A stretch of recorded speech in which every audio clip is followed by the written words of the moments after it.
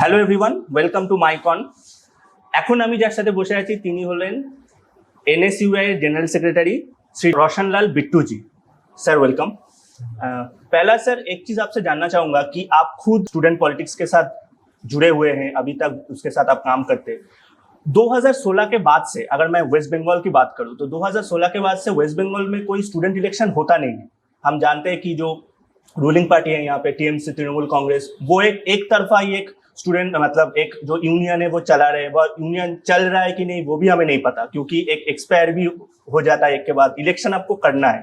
इस चीज को आप कैसे देखते हैं सर? देखिए, सबसे पहले तो मैं माइकॉन की पूरी टीम को शुभेच्छा देता हूँ। और जैसे कि आपका सवाल है कि जो छात्र परिषद कॉलेजों में अभी बना के रखे हैं, इन्होंने स्वासत किया हुआ है, मतलब उसको इलेक्टेड नहीं है। ये जो रूलिंग पार्टी है उसके हिसाब से ये लोग कॉलेजों में अपना रूल चला रहे हैं। लेकिन जब बात आप कैंपस की करेंगे, वहाँ डेमोक्रेसी की करेंगे, तो बंगाल की जो धरती है पहले से ही छात्रों का यहाँ पे महत्वपूर्ण रोल रहा है। चाहे वो किसी प्रोटेस्ट का हिस्सा हो या आज़ादी की लड़ाई की बात हो, वहाँ पे छात्र प्रमुख रूप से अग्रसर रहा है, किसी भी लड़ाई का मुख्य बिंदु रहा है।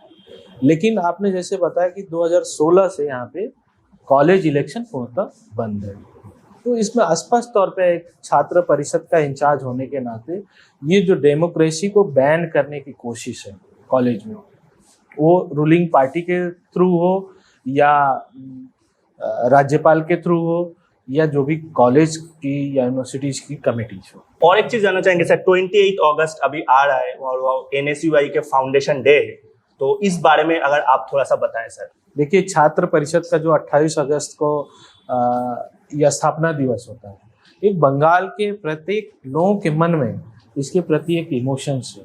छात्र परिषद से जो बड़े लोगों ने, मतलब जो बंगाल के महान लोग थे, अतुल्य घोष जी के द्वारा इसका स्थापना हुआ, या आप प्रियरंजन दास मुंशी जी हो गए, विधान चंद्र रॉय जी हो, या अभी की जो मौजूदा लीडरशिप है कांग्रेस पार्टी की, या कांग्रेस को कॉपी करके कुछ राजनीतिक दल है, ये सब लोग छात्र परिषद से निकले हुए।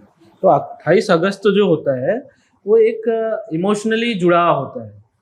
तो उसके लिए आज प्रिपरेशन बैठक थी और उस बैठक में हमने आगामी दिनों में जो 28 अगस्त का कार्यक्रम है किस तरीके से करना है, कौन से गेस्ट आएंगे, जैसे कन्हैया कुमार जी का बहुत ज़्यादा यहाँ पे सभी लोगों ने मांग किया, तो हम लोग उसकी प्रिपरेशन के लिए और लीडरशिप से बात करने के लिए आज बैठक में चर्चा की।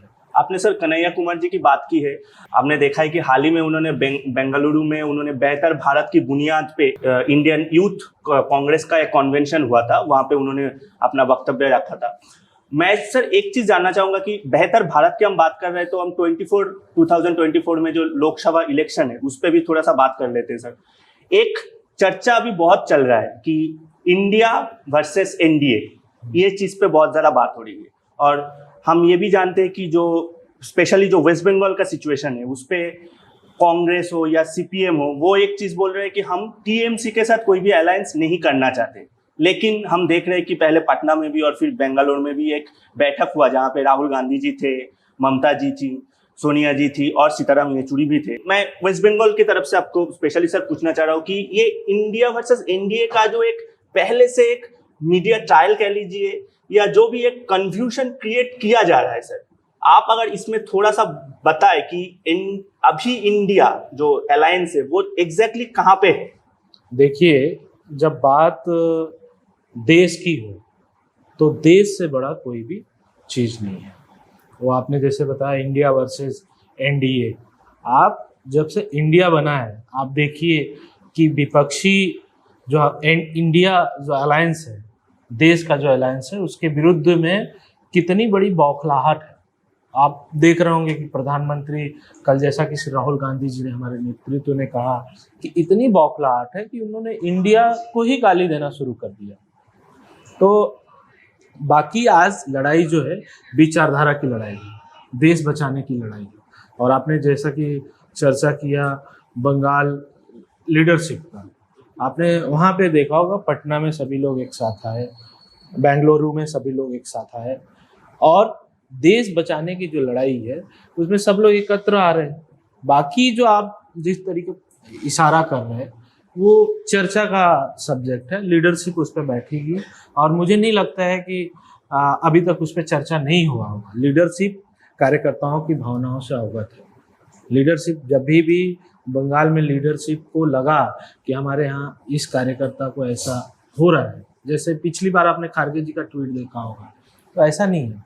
लीडरशिप सब चीज़ों को देखता है और अपने जो कार्यकर्ता है, जो देश की हालात है, उस पर जरूर वो लोग कोई ना कोई फैसला लेंगे। सर आखिरी सवाल आपसे करना चाहूंगा, अभी हम सब जानते हैं कि मणिपुर की हालत कैसी है, ऑलमोस्ट 3 महीना होने को है और अभी तक मतलब बहुत खराब सिचुएशन है, लेकिन एक तरह से उसको दिखाने की कोशिश की जा रही है कि हाँ अभी चीजें बेहतर है, सब ठीक हो रहा है, लेकिन जो ग्राउंड रियलिटी है वो बहुत अलग है। उस पे सर आप हाँ, देश को जो बांटने की विचारधारा नागपुर के आरएसएस मुख्यालय से आती है, आपने कभी उनके जो प्रैक्टिकल रूम है वो नहीं आपने देखे। वो जो प्रैक्टिकल रूम है वो कोई एक घर में बना हुआ है, किसी बिल्डिंग में नहीं है। आप मणिपुर को देख सकते हैं, उनकी जो विचारधारा है बांटने की, जो है जो डर पैदा करने की है, वो मणिपुर में पूर्णतः वो लोग उसको लागू करने में सफल हुए हैं। 2 समुदायों को लड़ा के, भाषा के आधार पे लड़ा के, शिक्षा के आधार पे, धर्म के नाम पे, आप वहाँ पूर्णतः उसको देख सकते हैं। और आरएसएस नीति जो सरकार है, मोदी के नेतृत्व में जो सेंट्रल गवर्नमेंट है, उसके मिनिस्टर्स हैं, उसके प्रोपेगेंडा के लोग हैं, जो उनके पाले हुए ट्रोल्स गैंग हैं, उनको वहाँ पे पूर्णतः आप काम पे देखे होंगे। जब राहुल गांधी जी पहली बार जब मणिपुर इस घटना के बीच में पहुंचे, आपने देखा होगा कि उनके काफिले पे हमला किया गया। जो डर का माहौल इन्होंने क्रिएट करने की कोशिश की है, आपने मणिपुर में देखा होगा कि गृह युद्ध जैसे हालात हैं। तो बीजेपी पूर्णतः सक्सेस है, वो जो चाहती है वो हो रहा है। हम बात कर रहे थे रोशनलाल बिट्टू जी से, कई सारे बात उन्होंने बहुत क्लियरली हमें बताया। आई होप आपको ये जो इंटरव्यू है वो अच्छा लगा होगा।